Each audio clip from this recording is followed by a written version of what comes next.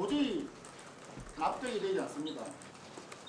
이재명 대통령 대선 공약 중에 이런 내용이 있습니다. 압수수색 영장 사전 신문제를 도입한다고 공약을 했었습니다.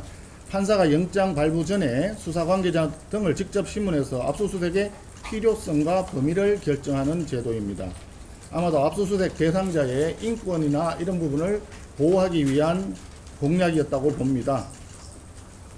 압수수색 영장이 정치적 목적으로 남발된다면 심각한 문제가 발생한다라고 생각했기 때문에 이런 공약을 내걸었던 것으로 보입니다. 그런데 지금 특검 수사가 당초에 이재명 대통령의 공약 때 나왔던 문제의식과는 정반대로 가고 있습니다.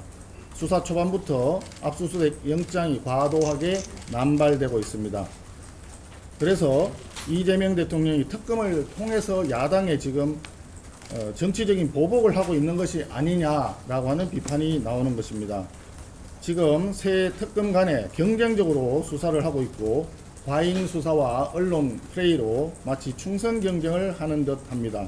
특히 지금까지 검전 수수라든지 이런 문제가 있지 않는 한 개인의 자택에 대한 압수수색은 굉장히 신중하게 진행하는 것이 그동안의 법조계 관행이었습니다. 그러나 지금 야당 의원들을 향해서는 무차별적으로 자택 압수수색 남발하고 있는 상황입니다. 야당 탄압이거나 정치 보복적인 이런 수사, 압수수색에 대해서는 결단코 용납할 수 없습니다. 법원에서도 압수수색 영장 발부에 신중을 기해줄 것을 다시 한번 요청드립니다. 이재명 정부 인사에 대해서 변전충 인사라고 말씀드린 적이 있습니다. 변호인단, 전과자, 이해 충돌. 그 중에서도 변호인단 문제가 아주 심각하다고 보입니다. 대통령실, 정부, 그리고 현직 여당 국회의원까지 합치면 이재명 대통령의 여러 범죄 혐의에 대한 변호인 출신이 무려 12명이나 됩니다.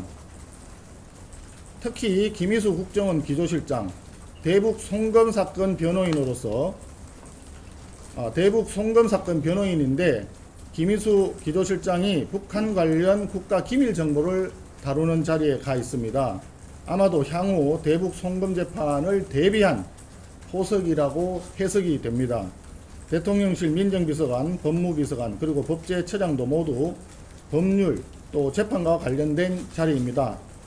아마도 이재명 대통령 본인이 스스로 자신의 사법 리스크가 완전히 해소되지 않았다는 것을 자각한 결과가 아닌가 합니다.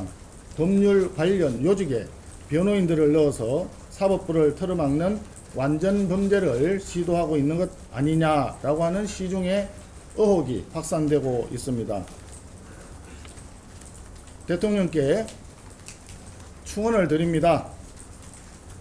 변호인단 보훈인사 철회하십시오. 사법부가 이재명 대통령 재판을 재개하지 않는 이상 이러한 의구심을 품는 국민들이 점점 늘어날 것입니다. 대한민국에 차고 넘치는 인재들이 많습니다. 인재를 널리 등용하시기를 당부드립니다.